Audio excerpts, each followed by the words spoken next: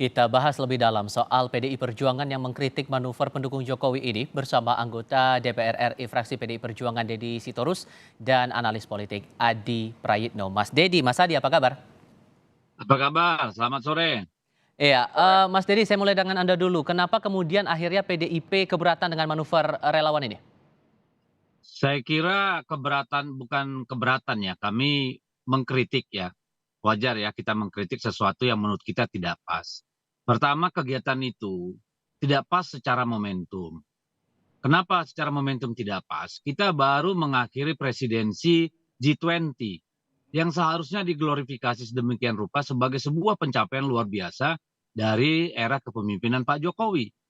Tetapi kemudian itu serta-merta hilang dalam pembicaraan publik akibat acara ini, ya. Rakyat belum paham apa tuh yang kita dapat dari G20, tapi akhirnya itu hilang.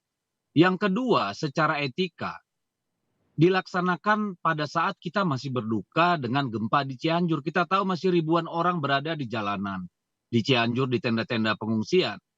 Banyak korban yang meninggal dunia, banyak yang membutuhkan bantuan.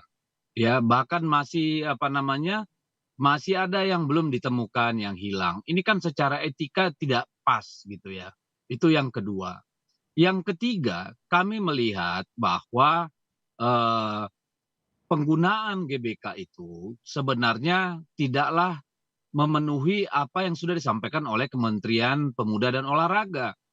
Bahwa yang namanya GBK terlarang bagi pemakaian apapun sampai pelaksanaan final Piala Dunia U20 pada tahun yang akan datang, gitu ya. Kita saja sebagai partai politik penguasa itu mengalah gitu ya, taat azas, taat aturan. Tetapi kami percaya bahwa teman-teman ini memaksakan harus kemarin gitu ya, Hmm. yang menurut kita tidak ada urgensinya gitu ya, dan akhirnya itu menimbulkan eh, keributan, kegaduhan publik. Yang Anda Lalu khawatirkan kemudian dari Anda pribadi dan teman-teman PDI Perjuangan dengan manuver ini efeknya akan kemana? loh, yang jelas kan merugikan citra Pak Jokowi. Hmm. Ya, yang pertama bahwa seolah-olah ini kan nabrak aturan yang sudah digariskan oleh Kementerian Teknis. Itu kan sangat tidak baik ya buat buat buat Pak Jokowi juga buat kita gitu ya. Itu kan tidak bagus gitu. Lalu kemudian ketika orang menyoroti bahwa ini kita di Cianjur masih begini lu udah ngumpul-ngumpul gitu ya. Itu kan juga akan merugikan Pak Jokowi gitu ya. Padahal kita tahu sendiri Pak Jokowi itu 2 kali ke Cianjur Hmm. dan itu hilang gara-gara apa? Gara-gara acara ini gitu. Lalu kemudian kita juga pada hari pelaksanaan, sebelum hari pelaksanaan sudah mendengar banyak sekali pertanyaan-pertanyaan dari relawan-relawan sendiri tentang penyelenggaraan acara ini. Karena berbagai macam isu dilempar yang menurut kami itu bisa merugikan kewibawaan presiden, martabat presiden juga soal orang yang datang dibayar dengan berbagai varian ongkos lah namanya atau apa gitu ya. Ini kan juga menimbulkan sangka publik dan itu sangat merugikan pemerintahan kalau menurut kami gitu loh. Eh, Lalu kemudian mhm. juga pada hari pelaksanaan banyak sekali beredar video yang bernada miring. Ya, yang mencoreng wajah gitu. Tidak saja Pak Jokowi tapi kekuasaan atau pemerintahan secara umum gitu dan kita harus menjawab itu kepada publik dan kepada media gitu loh. Mhm. Nah, Mas Adi, Anda punya pandangan sendiri soal ini. Wajar tidak kemudian akhirnya PDI Perjuangan bereaksi seperti ini? Yang pertama yang ingin saya katakan bahwa relawan itu adalah replika politik dari Jokowi. Merah kata Jokowi dan merah kata Jokowi. Jadi sebenarnya soal relawan yang dikritik oleh banyak orang dan dikritik oleh teman-teman itu kalau mau jujur sebenarnya harus bisa mengkritik presiden. Karena apapun judulnya, tidak mungkin itu relawan tidak berkoordinasi, tidak instan, politik dan firm sebenarnya. Makanya saya dalam berbagai kesempatan mengatakan Mhm. bahwa teman-teman PDIP, kelompok-kelompok aktif, ataupun para netizen, terutama teman-teman PDIP, ini kan sebenarnya kritik sasaran antara kepada relawan itu. Yang sebenarnya ingin dituju langsung adalah istana, teman kan tidak elok mengkritik PDIP, atau tidak elok kalau kemudian PDIP mengkritik Jokowi secara terbuka. Hmm. Kritik relawan. Jadi saya melihat relawan itu adalah wajah lain dari replika politik Jokowi. Yang kedua yang saya pahami, Jokowi itu tentu sepertinya kelihatan punya subjektivitas soal preferensi pilihan politik untuk 2024 ya.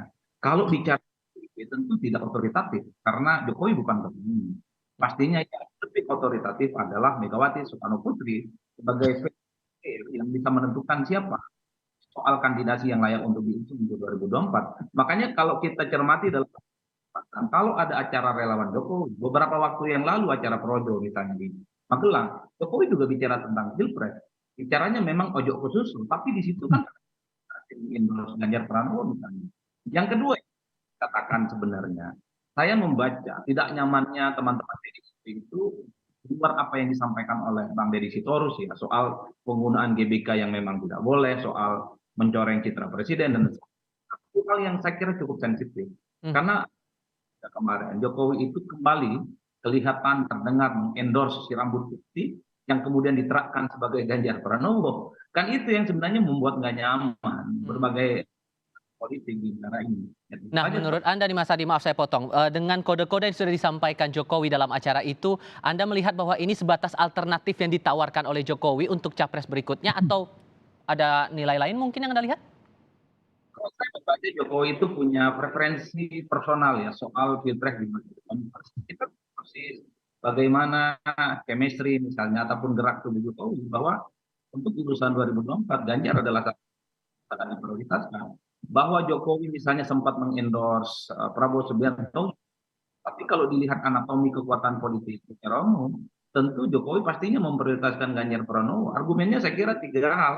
Pertama, Jokowi dan Ganjar ini sama-sama kader PDIP gitu. Yang kedua, basis pemilih Jokowi itu migrasi mayoritasnya kepada Ganjar Pranowo. Dan yang ketiga, Jokowi itu adalah orang yang sepertinya cukup meyakini survei variabel penting Hmm. yang kemudian sebagai standar untuk mengusung Oke. Mhm. kandidat. Itu kan tidak terkalahkan. Mohon maaf Mas Adi, kami coba perbaiki komunikasi kami karena kurang terdengar suaranya di studio. Saya coba beri giliran dulu ke Mas Dedi. Mas Dedi, di kesempatan berbeda ini Mas Hasto Kristianto menyampaikan ada kritik begitu terhadap aksi relawan ini dan dia menilai gerakan relawan ini hanya mengambil keuntungan tanpa melihat dampaknya bagi presiden. Keuntungan mana yang Anda lihat ini diambil? Sebelum saya jawab itu, saya jawab dulu yang dari tadi Mas Iwan ya. Hmm. Yang pertama soal presiden mengendorse apa namanya calon presiden gitu. Saya kira sama sekali itu tidak menjadi apa namanya masalah buat kita. Karena presiden melakukan hal itu di banyak kesempatan gitu ya. Ya namanya juga apa namanya komunikasi politik ya sebagai presiden yang sedang menjabat gitu ya. Silakan sah-sah aja gitu. Ketika beliau mengendorse Pak Prabowo juga kita tidak ada merespon dan respon kami juga tidak ada urusannya dengan soal rambut putih dan sebagainya. Karena kami memahami apa pesan sesungguhnya yang ingin disampaikan oleh Pak Jokowi gitu loh. Bahwa pemimpin yang sebaiknya dipilih itu yang mau kerja keras, punya rekam jejak apa namanya mau berkeringat dan yang mau turun ke lapangan langsung berdialog dan melihat proses dengan rakyat dan melihat proses-proses pembangunan dan pemerintahan ke bawah. Hmm. Yang kedua kalau dikatakan bahwa relawan itu adalah wajah politik Jokowi, pada perhelatan yang kemarin itu kan bungkusnya istiqosah. Relawan yang terlibat di dalam situ bukan relawan-relawan yang kita tahu sejak 2014 berjuang bersama, gitu ya. Lalu mempunyai jaringan dan massa yang kita tahu signifikan gitu loh. Jadi kebanyakan itu kan massa memang didatangkan untuk istiqosah oleh staf khusus presiden gitu ya. Itu orang istana gitu. Jadi kalau dibilang itu peta relawan ya sama sekali jauh panggang dari api gitu. Nah, kalau ditanya apa keuntungan yang dapat relawan, saya kira begini, ada relawan yang benar-benar ya, relawan ini bermacam-macam. Relawan ada yang memang aktif hanya ketika pemilu karena sepakat dengan visi yang disampaikan oleh calon pemimpin, lalu kemudian setuju dengan apa, suka dengan orangnya, lalu dia menjadi relawan dan aktif ketika pemilu lalu bubar. Hmm. Lalu kemudian ada relawan yang apa namanya, kemudian meneruskan kelompoknya untuk mengawal pemerintahan misalnya. Tapi ada juga relawan ini yang kan memang cuma kutu loncat kekuasaan. Hmm. Hanya untuk bermanuver-manuver gitu ya, untuk selalu berada dalam apa namanya, orbit kekuasaan gitu. Ini yang kita maksud dengan petualang-petualang yang ingin hanya mengambil kesempatan gitu. Jadi sebenarnya kritik kita pada acara ini secara waktu, secara tempat itu sangat-sangat tidak bisa kita tolerir gitu. Oke. Kalau itu dilakukan mungkin seminggu, 2 minggu lagi setelah persoalan Cianjur beres dan kita tidak memaksakan di Senayan, saya kira PDI Perjuangan tidak akan terlalu berkomentar urusan kegiatan seperti ini gitu loh. Nah, Mas Adi, Anda melihat dari event ini ada upaya menubrukkan kepentingan antara relawan dengan kepentingan partai politik? Saya kira tidak ada ya. Kalau kita membaca momentum secara umum, relawan itu kan punya agenda politik sendiri ya. Terutama mereka ingin mengonsolidasi dan menunjukkan kepada publik bahwa mereka adalah relawan yang tetap solid dan berjejaring dan siap menerima komando apapun nantinya yang akan keluar dari Jokowi sebagai sebuah fatsun politik yang mereka kawal. Kalau kita dengar video-video yang kemarin muncul di GBK itu, mereka selalu mengatakan bahwa siap menunggu komando presiden. Itu menunjukkan satu hal bahwa konsolidasi di antara teman-teman relawan, terlepas dari begitu banyak variasi relawan yang sudah disampaikan oleh Bang Dedi, mereka adalah orang yang memang siap tegak lurus samikna watokna kepada Jokowi. Merah kata Jokowi dan merahlah kepada relawan. Di berbagai kesempatan saya mengatakan, kalau mengkritik relawan itu secara tidak langsung, itu ingin mengkritik Jokowi sebenarnya. Cuman kan nggak enak hati kalau mengkritik Jokowi, apalagi dilakukan oleh PDIP. Partai politik di mana Jokowi berada di dalamnya. Maka kritik relawan ini adalah sasaran antara sebenarnya, di mana sasaran utamanya adalah kepada istana, kepada Jokowi. Itu tadi yang saya sebutkan. Nggak mungkin relawan ini tidak berkoordinasi dengan presiden, tidak mungkin tidak berkoordinasi dengan istana. Itulah yang saya bilang. Ini mestinya kritik selain kepada relawan, kritik juga Pak Presidennya. Kenapa harus datang? Itulah yang saya sebut bahwa relawan ini adalah forum satu-satunya di mana Presiden bisa bicara tentang soal portofolio politik, tentang preferensi politik personalnya untuk 2024. Karena kalau bicara di depan partai, terutama di PDIP, Pak Jokowi tidak otoritatif karena bukan ketua umum. Pak Jokowi juga tidak punya panggung untuk bicara tentang kepentingan politiknya untuk 2024. Inilah yang sebenarnya juga bisa menjelaskan kenapa teman-teman PDIP itu begitu agresif menyerang kelompok-kelompok relawan belakangan ini. Kata teman-teman relawan ya namanya juga ikhtiar, namanya juga bermanuver, siapa tahu ada buah manis. Mereka juga mengakui itu. Apakah Sesuatu hal yang imbasnya bakal mempengaruhi komunikasi antara Jokowi dengan partai? Begitupun sebaliknya? Oh pastinya. Serangan ini kan juga sudah berdampak. Bagaimana Pak Sekjen mengkritik substansi apa yang disampaikan oleh Jokowi. Bahwa pemimpin itu tidak ada kaitannya dengan warna rambut ataupun kerutan wajah. Karena kerutan ataupun wajah rambut itu, kerutan ataupun rambut putih itu bisa saja itu berbalik gitu dengan suasana hati yang tidak mencerminkan kepentingan rakyat. Itu artinya apa? Serangan-serangan secara terbuka yang disampaikan oleh teman-teman PDIP, baik kepada Sekjen ataupun secara substansi kepada Presiden, tentu dibaca akan membuat komunikasi dan dinamika di internal teman-teman PDIP agak sedikit ya dinamis lah kalau tidak mau disebut sebagai bergolak. Tapi kan PDIP punya jalan sendiri untuk mengakhiri ini semua. Dulu ketika Jokowi diprotes habis-habisan, dianggap mengendorse Ganjar Pranowo di acara Projo di Magelang, setelah itu kemudian happy ending.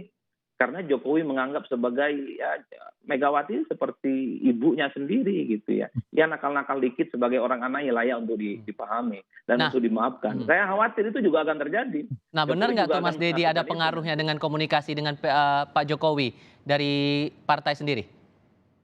Saya kira tidak ya, karena kita murni bahwa persoalan ini adalah persoalan momentum dan tempat gitu ya.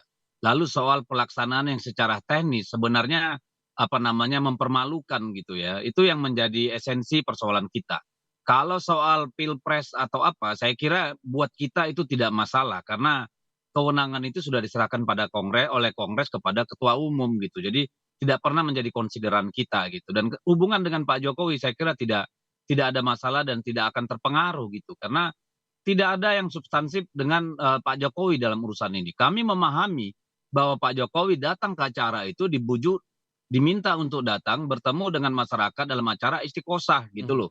Ya, dan kemudian dalam rangka penggalangan dana gitu. Baik. Nah, tetapi kan kita tidak melihat ini sesuatu yang organik gitu. Ada IO yang mengerjakan gitu ya. Jadi itu sebenarnya sisi-sisi yang menurut kita sangat merugikan, itu yang menjadi persoalan bagi kita. Baik.